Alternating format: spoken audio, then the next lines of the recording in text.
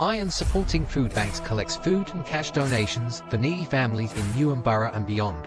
Please consider making a donation via their Just Giving page, the link for which you will find in the description section of this stream. Come on, you Irons! West Ham are massive, everywhere we go! West Ham are massive, everywhere we go! Everywhere we go! West Ham are massive, everywhere we go! West Ham are massive, everywhere we go! Everywhere we go! Hello, ladies and gentlemen. Welcome back to the West Ham Massive. Thanks for joining us. And if you're new around here, don't forget to click subscribe. And either way, don't forget to click a like on this stream. These things take a couple of seconds of your time and they don't cost you a copper coin. And they help to grow the channel into something bigger and better down the track. And also, I think it goes without saying to wish one and all a very Merry Christmas. Ben, how are you, my friend? I'm good, mate. Yeah, just to reiterate that, Rob, obviously it's going out around Christmas time, so I hope everyone listening has a great Christmas with their family. Absolutely. We've got a couple of people in the live chat. Got Darren in. Hope you're well, Darren, and a Merry Christmas to you. Sharky, you are very, very naughty. There was no need for you to chuck £5 into the tin, but it's very, very much appreciated nonetheless. Thank you very much, and a Merry Christmas to you as well. Gemma, hope you are well. Also, Merry Christmas to you and your family, and the same to you, Joan. Merry Christmas to you and your family. So, right, let's get stuck into it then, ladies and gentlemen. I'll get the presentation up and get that off and running, and also keep an eye on the ticker at the bottom. It will intermittently change with various little nuggets of information, such as the officials who will be on display in this Boxing Day fixture. So, Ben, Southampton, they obviously got promoted from the Championship last season. What are your thoughts on what's unfolded, most of which has been under the watch of Russell Martin, but they now have a new manager in Ivan Jurić. What are your thoughts on Southampton so far this season? And if do you know anything about their new manager? I don't, Rob. I must admit, I've not heard of him. I don't know where he's from. Hi there, Toga. I don't know where he's from. I don't know what country he's from. I don't know what teams he's managed in the past. I mean, to be honest, Rob, the Premier League is just becoming, it's a real shame because, it's the English Premier League, and I'm not sure if we've got the English managers left in the league. Quite frankly, it's like, Gary O'Neill's gone, Russell Martin's gone, and every replacement seems to be a foreign name that you've not really heard of. So yep. It seems the British and the English managers ain't getting that much of a chance, albeit that, if they've just been given the bullet, maybe they weren't doing a good job, So I don't know much about him. Southampton, are they bottom of the league, Rob? They are, last time I checked. Well, so, that's how well they're doing. I think, I don't feel like, from what I've heard the reports and see, Rob, I don't think they're getting absolutely trounced. Do you know what I mean? I think they're probably like a lot of promoted teams. They'll come up, they'll play pretty little patterns of football, but they'll just end up getting beat because, there's the fundamentals of it is they probably can't stick the ball in the back of the net and they can't keep a clean sheet, which is obviously a bit of a recipe for disaster. So, if we want to continue, a reasonable bit of form, we've got to, wipe the floor with these lot. 100%. Yeah, just to sort of fill you in, Ivan Jurić, he's Croatian, and he's basically managed in Italy for all pretty much of his time as a manager. Well, not pretty much, all of his time has been as a manager of Mantova, Crotone, Genoa, 3 times, if you please, Hellas Verona, Torino, and the most recent team that he was in charge for was Roma, which was earlier this year, and he didn't last very long He actually became the head coach on the 18th of September, and he was dismissed on the 10th of November after a 3-2 home loss to Bologna that left Roma 20th in the Europa League table. And they're only four, and at the time they were only 4 points ahead of the relegation zone. So he did a great job at Roma. So brilliant CV to get a job at Southampton, eh? I mean, like I say, Rob, I've not heard of him. But based on what you've just said, it seems a bit of a shocking appointment, quite frankly. It's, the guy doesn't seem to have a particularly great track record. And especially when you feel like the likes of a David Moyes is in the market, and I'm sure Moyes would have been interested in another Premier League job. How they might go for this dude over like someone like David Moyes is quite baffling. Or even Graham Potter. Yeah. Do you know what though, Rob? I get the feeling. I get the feeling Potter's hanging on for us. I really do. I think because the jury's still out on Lopetegui, and I'm not. I heard that in the media. I think it was Jamie O'Hara or a pundit had said there's a lot of these jobs come and gone, and I reckon Potter would probably say he's not interested in Southampton. I mean, he's one of them, Rob. If you're bottom of the table, as a real ambitious manager, you might not go there. Do you know what I mean? Because you're on a hiding to nothing. This Jurić will take the job because he'll probably, a little bit desperate for any job, chance in the Premier League. Well, I think Potter can probably be a little bit more selective. Yeah, absolutely. Colin, that is very kind of you. Totally unnecessary. Again, do appreciate it. It's very much appreciated. Merry Christmas to you and your family and all your friends and all the rest of it. And thanks again for your continued support, mate. Really do appreciate it. Joan hopes we get Potter as well. So she's on Team Potter. So nice, all good. Right, let's before we get into your thoughts on some of the sort of like the lineups that there might be at this match at the St Mary's. Let's just get some team news out the way. So I've got a couple of different resources here because broadly speaking, it gives the same players' names, but there's a couple of little sort of deviations. So I'll give it to you as what I've got here. So out for Southampton with injuries are Gavin Bazunu, Ross Stewart, Will Smallbone, Juan Larios, and also a player that might be familiar to some of you, a gentleman by the name of Maxwell Cornet, I think is his name. Is that the one? He sounds familiar to me, Ben. I can't think why. Well, mate, I think that's got to go down as probably one of our worst buys ever. And to be honest, we've made some stinkers, but I think we paid 18 million for him, and he never scored a goal. We farmed him out on loan. I don't believe he scored a goal. I can't think of him scoring a goal. I think he might have done. I think he did away at Sheffield United, but right. Near. Yeah, and to be honest, he looked half decent at Burnley. But I don't think he's done much at Southampton either. It just feels like sometimes you just get players that it feels like he's completely done at Premier League level anyway. And we'd be lucky if we get 5 million for him, let alone 18. So it's very, that was a bit of disappointing signing. But if I'm honest, Rob, there's not many Southampton players that you even really know much about. Do you know what I mean? They seem to be one of them fairly workman-like teams. I've got to be honest, Rob. You just flashed up a graphic there. Adam Lallana. I didn't even realise he was back at Southampton. If I'm being straight with you, I didn't even know he was there. So. I suppose we'll come on to their sort of star men in a little while, but I'm not sure they've got any. No.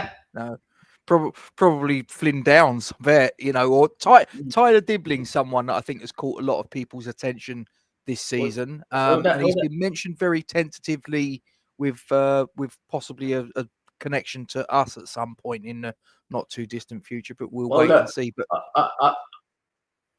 yeah, I mean that was they were the two that sprung to mind for them. Obviously, Flynn Downs. I always liked Flynn Downs, and I've got to be honest, Rob. I don't think he got a fair crack at the whip at West Ham, which is disappointing for me. I agree. I think we brought him in.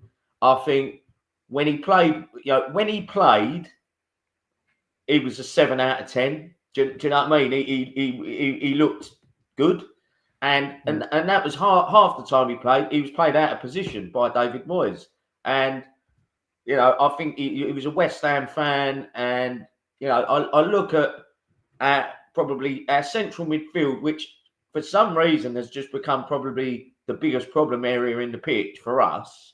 Yeah. And I'm not saying Flynn Downs is Steven Gerrard reincarnated, but I have to say a lot of the midfielders we've got at the minute, I think Flynn Downs would be doing better than those players, quite frankly. So it was unfortunate the way his West Ham career panned out for me.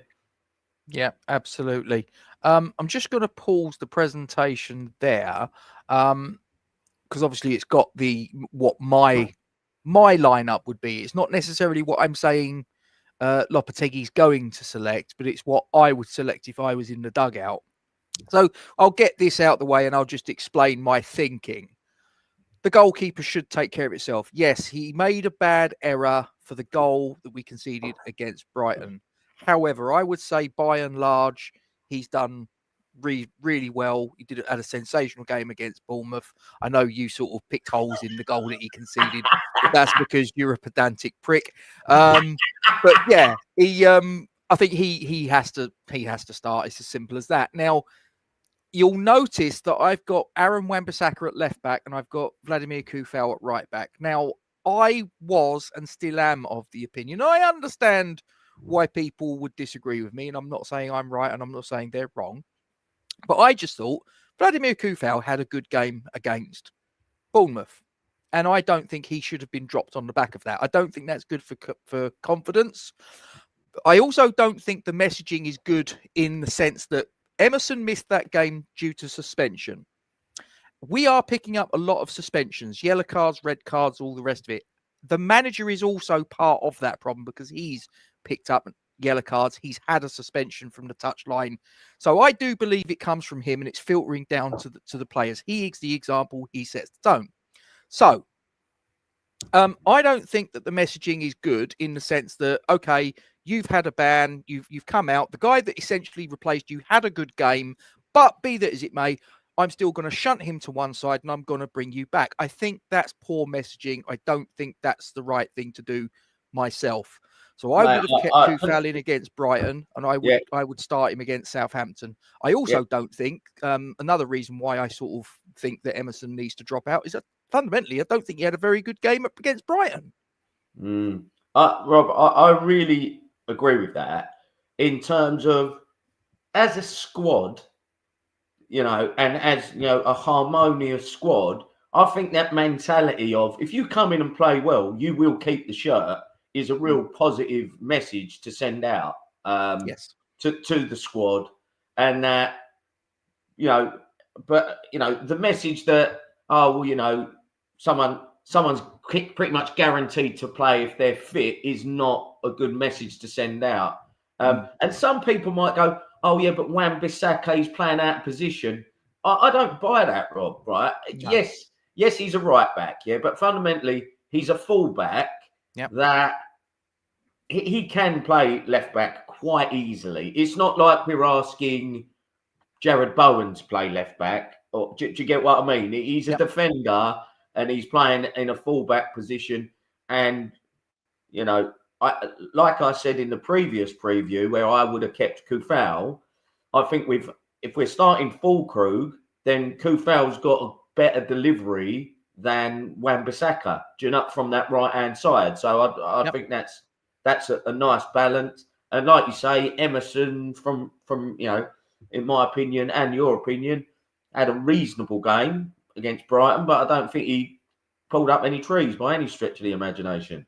I don't even think it was as good as reasonable, to be perfectly honest with you. I think he was poor. I'll be truthful with you. What I saw, I don't think he was up to much. Centre backs, just to take care of that as far as the defence is concerned. Kilman, yeah, I think absolutely no problem at all. Mavropanos and Todibo, I do think they're pretty much of a muchness. I've not seen anything from either of them that I think would make me say that one is a significantly better option than the other. But I think for the fact that he's going to be, we've committed to making him a big money signing at the end of the season, I think that you've probably got to sort of hang your hat on Todibo over Mavropanos. So I would probably sort of like sling him in. Now, I would drop out Edson Alvarez. Obviously, we know that Lucas Paqueta picked up another booking. He likes a booking, apparently. So obviously he's not available. But I would drop out Edson Alvarez, and I would have Thomas Souček and Carlos Soler playing as the central defensive midfield pairing. And I would have Kudus playing centrally, Bowen right, Somerville left, and I would have Füllkrug up top.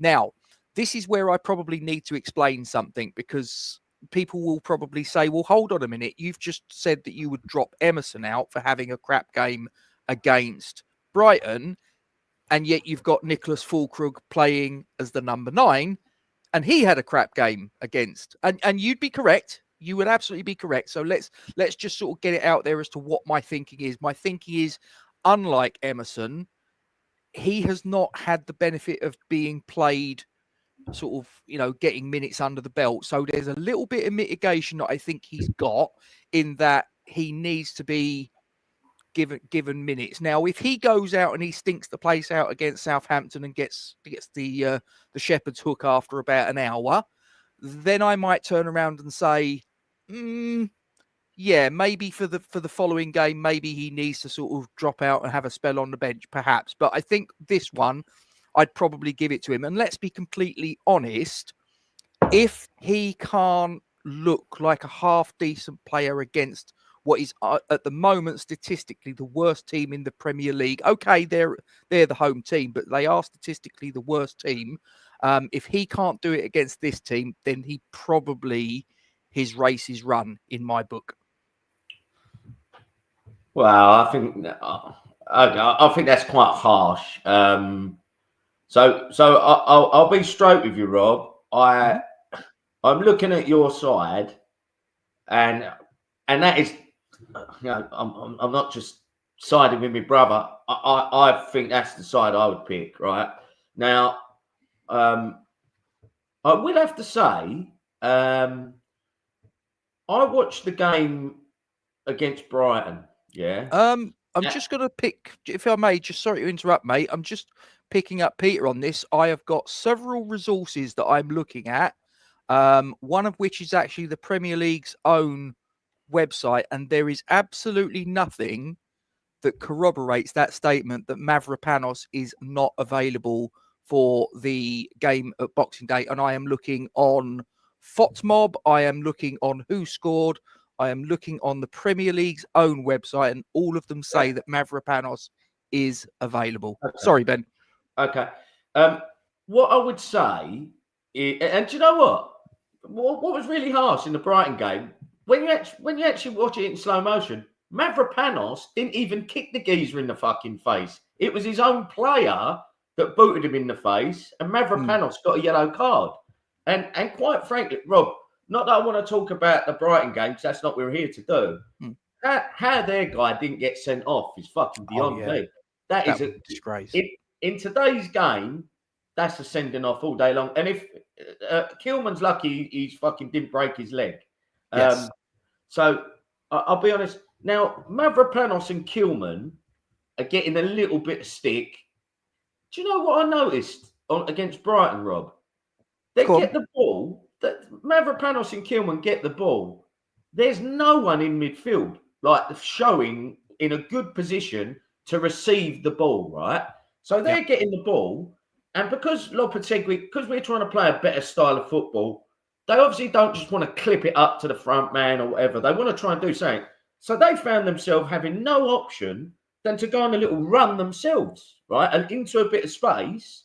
And then they'd try a pass, it'd get caught out, and then we're on the back foot. So and it looks like Mavropanos and Kilman are, causing us a problem. When in fact, I just think they had no options showing from a lot of the time. Yeah. So look, I think you're right. Mavropanos and Todibo, probably a bit of a muchness. Obviously, Paqueta's suspended. If I'm honest, Rob, I think that does us a favour because, quite frankly, you don't know what you're going to get with him. And, it reminds me of sort of Roy Keane when he goes into his rants on Man United, when he was like, going back to their managers, he'd be looking at the players in the bus thinking, you don't know what you're going to get from these fucking players. Do you get what I mean? Paqueta could turn up and run the game, but very much more likely it is he's going to play like fucking 5 out of 10, and he's a bit of a passenger. I think him and Alvarez have been stinking the place out fucking constantly, and I think we've got a big problem in central midfield, mate. I looked at that game on Monday, and you had Alvarez really, really deep, yeah? Yep. You had Alvarez pretty much at centre-half or just in front of centre-half, and then you had Souček and Paqueta fucking well up the pitch and no one in the middle, and Brighton were just running through the middle. They carved us open at will. We need to change that. So I think you're right, Rob. I like Somerville. He's a threat. I like, obviously, Bowen's a captain and I think Kudus had a good game the other night. I think he scored the goal. He was trying. Every time he gets the ball, it's like he has 2 or 3 players on him, but he's still wriggling to try and give it a go. So I want to see Somerville, Kudus and Bowen all on the pitch. And listen, Füllkrug, he's had a nightmare start to his time at West Ham. He's got injured pretty much on day one. You know, he needs to be told, you're going to be playing until you play yourself into fitness and form, yeah? And like you say, Rob, I think people are judging Füllkrug too early. You need to give him a run of 10 games to get up to the Premier League, to get up to the fitness. He's been injured. Like Füllkrug's got to have a run. And hopefully, like you say, against the bottom of the league team, even if he's not at full fitness, hopefully he can cause them a few problems. And Soler coming back in, hopefully he's that man that just controls the middle of the park. And instead of just running around like a headless chicken, just sit in that middle of the park and say, right, you stay there and no one comes through you. And you dictate the play and you pick it up from the centre halves and start dictating some moves, because I think that was really lacking last week. Yeah, I think that's a fantastic observation, and not an observation I disagree with in the slightest. Okay, so we've obviously gone through the opposition players that are out, injured or suspended, whatever. So who, in your opinion, is the opposition's key player? Well, I think we kind of touched on it, Rob. But I'll go for Flynn Downs, mate. Okay. I think I rate him. I think he's and to be honest, mate, he's going to raise his game by 10-20% tomorrow. I think he's going to want to rub our noses in it for letting him go. So I think he could put on a fucking big performance tomorrow. And like I say, I think we're a little bit weak in the middle of the park, and we're going to need to step up to the challenge that he might bring. Do you think, and just getting that one back up, Freddie Potts, do you think that maybe, I know sort of like we've loaned him out with his development in mind, but do you think that if it's not weaved into the loan agreement, and I don't believe it is, that we can recall him in January, do you think that given his progression and our situation, that's a little bit of an own goal on our part? Do you know, Rob? you're in the same WhatsApp group as me. Yep. I post Twitter updates about Freddie Potts every week. Yeah, so I'm a Freddie Potts super fan, quite frankly. Yeah. And but I actually think he should stay where he is. Okay. But do you know what? Because I just think let him develop and let him excel and get this experience he is getting on loan. Even though I think we are weak in the middle of the park, there's no use him coming and sitting on the bench for his development. I would rather say, not right off this season, we should have, in theory, enough options in midfield to see us through this season. A lot more experienced players than Freddie Potts, and then we say, right, you're gonna really step into the starting 11 next year. Rob, there's actually some other players that I was thinking of reading and thinking about it today. There's a lad from Liverpool on loan that I wouldn't mind looking at in central midfield called Tyler Morton. Okay. And because he's on the bench for Liverpool, and people might think, well, why would you get him and then keep Freddie Potts there? But Tyler Morton is in the under-21 squad, and he's already had 2 loans in the Championship at Blackburn and Hull. Yeah, so he's a little bit more experienced, probably a little better at this moment in time, and I think that might work well. If we nicked him off Liverpool, have him for half a season, and then send him back, and then Freddie Potts comes back into us. That was just something I was thinking about earlier today. But yeah, I just leave him where he is, and just try and. I think it's just positionally and tactically, there's too much space in our midfield, Rob. You know what I mean? I don't like Alvarez keep coming this deep, and then Souček and Paqueta are up so high, and quite frankly, none of them seem to have the legs to really fucking shift. You know, we are missing that central midfielder that can just fucking run, who's got a bit of power and pace. Yeah, someone with an engine. I actually mentioned I was in the chat on West Ham Voice yesterday. Just to get your opinion on it, Ben. We're slightly going off of topic, but fuck it. Midfielder with an engine. I've sort of like mentioned this name to a few people. Jobe Bellingham. Would you go for him in January? If we had the budget. I mean, I've heard 20 million mentioned. I mean, look, I'm not so sure, Rob. I don't know why. Probably because I've got this Freddie Potts thing in the back of my head that I'm just thinking, Freddie Potts is our up and coming central midfielder. Yep. I don't feel like Jobe Bellingham. For me, Rob, it's a risky signing. He might be the dog's bollocks, but Ben, I have heard of Tom. Ben, we have actually been. I'm not sure I've seen us linked with him, mate, but I just think he fits the profile of someone that I like. No, Jobe Bellingham probably not for me, Rob. But I just feel like that might not be the right signing. But maybe we do a show on sort of transfer. But I've got to be honest, Rob. Somehow, even though we bought a lot of players in the summer, because of the Antonio situation, because of the centre halves not really showing up, I think there's an argument to say we need to strengthen the whole of the spine of the team. And that might be centre back, centre midfield, and centre forward. I'd also throw left back into that as well. Yeah.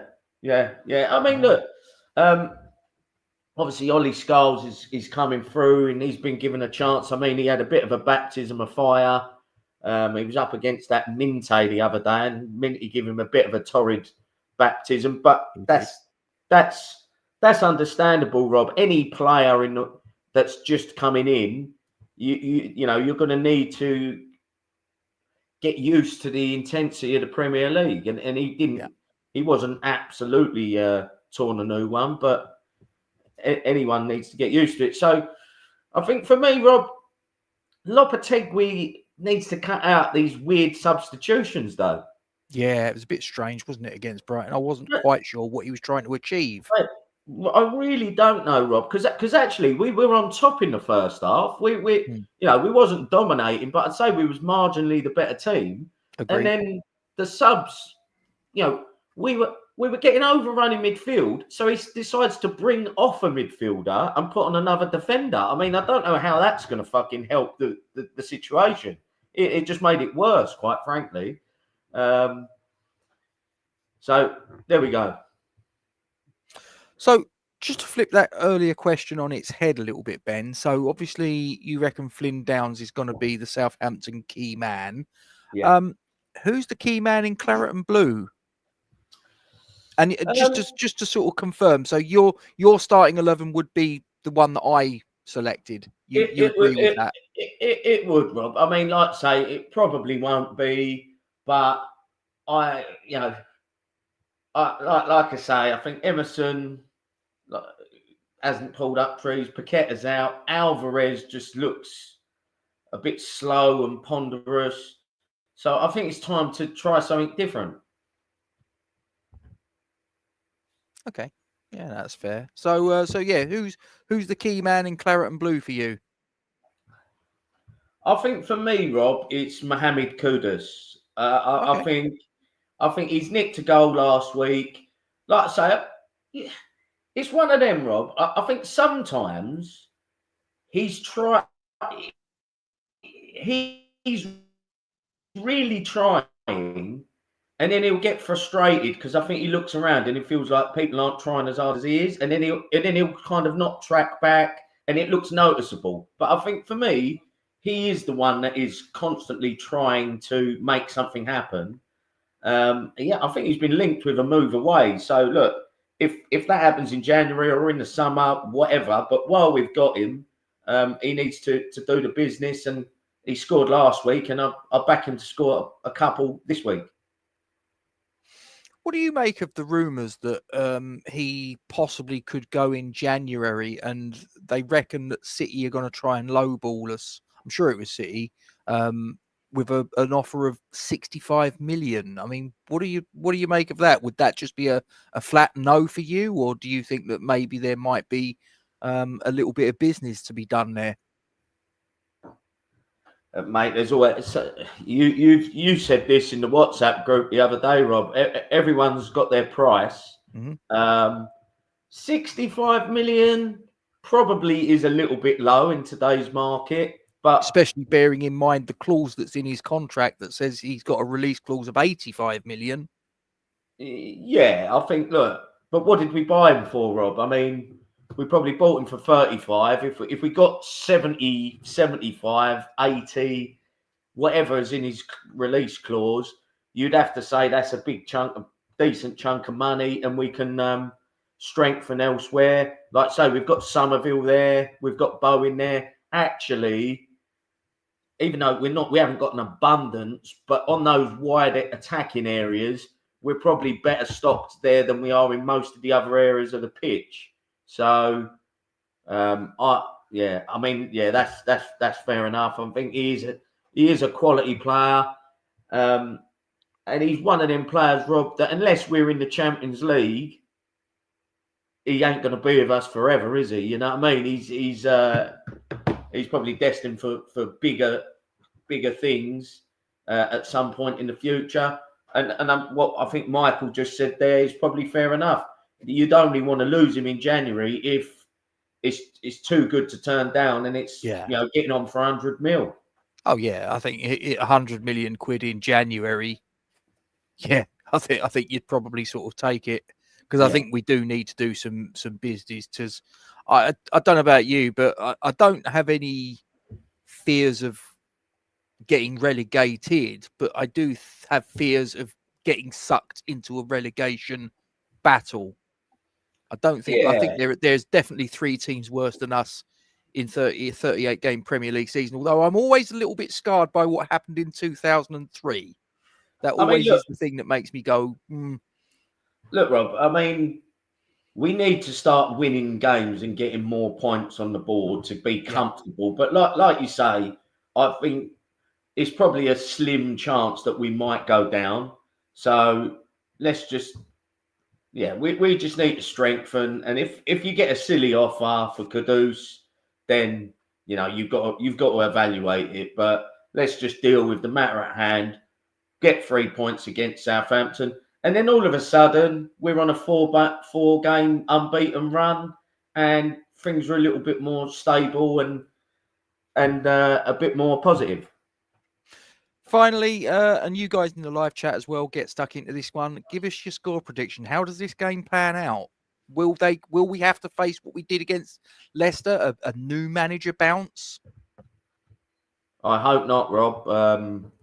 There's always a possibility of that happening, albeit, like we all know, Leicester, we probably should have got something out of that game, but we've just got to go there, be solid, cut out the silly mistakes, and we can go there and nick a result. I think we can shut up shop, keep a clean sheet, and come away with a 2-0 win with Mohamed Kudus getting a brace.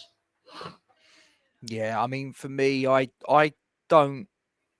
can't believe that once the final whistle goes in that game on Boxing Day, if it was to be a draw, and even if we battered them, just couldn't get the winning goal, I'm not even too sure I'd accept that, to be brutally honest with you. And that might seem really harsh, but I just think that this is a team we should be putting away fairly convincingly. I think that a 3-1 win, 3-0 win shouldn't be beyond us. If we approach it correctly, we should be the better team. We've obviously, the players and all the weapons that we have within our disposal, we should put them away quite handily. The only thing that worries me is, like I say, it always seems to be that we rock up when a team sort of like gets the new manager in and they get a little bit of an uplift. But when you look at the manager that they've got in, like I say, Ruud van Nistelrooy going in, I can understand Leicester getting a boost out of that.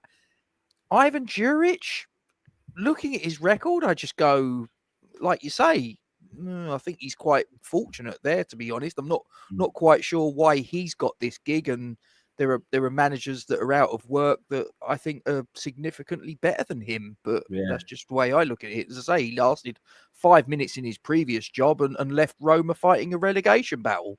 Yeah. I think, Rob, we've got a Lopetegui. You want to keep it nice and tight, but I think Lopetegui's got to go. Guys, they've just been beaten 5-0 at home, and it was 5-0 down at half time. So let's try and fucking go for them from the first minute and put them under pressure. And if we can nick an early goal, hopefully they'll just fold, and we can put the game to bed early doors. That's all. That's my hope anyway, more than expectation. Any final thoughts before we knock it on the head, bruv? Just to wish everyone a Merry Christmas, and hopefully when we're sitting here doing the review in a few days' time, we've got 3 points on the board and everyone's had a good Christmas. Absolutely. Luke's just come in with I don't know if you heard this one, Ben, about Kevin Nolan. Yep. Yeah. I see that one, mate. So that's good for him, and I hope he does well. And good stuff. Absolutely. Right. Well, I'm going to get rid of that. And just, guys, as I say, thanks for joining us on Christmas Eve. Do appreciate it. Thank you for all your support today and all throughout the time that we've been on YouTube. Really do appreciate it. And please don't forget to drop a like on the stream before you all disappear. And for any of you stragglers that have not hit the subscribe button, please make sure you do. Let's grow the channel into something bigger and better down the track. And I'd like to thank you for your giving up time on your Christmas Eve, Ben. It's always a pleasure, mate. So, thanks for having me. Fantastic. No problem at all, mate. Anyway, I shall hit the usual buttons and we will decamp and I will get stuck into some alcoholic beverages in due course. But please don't forget to give your support to the Iron Supporting Food Banks charity. Come on, you Irons, and we'll see you next time. Iron Supporting Food Banks collects food and cash donations for needy families in Newham Borough and beyond. Please consider making a donation via their Just Giving page, the link for which you will find in the description section of this stream. Come on, you Irons. West Ham are massive everywhere we go. West Ham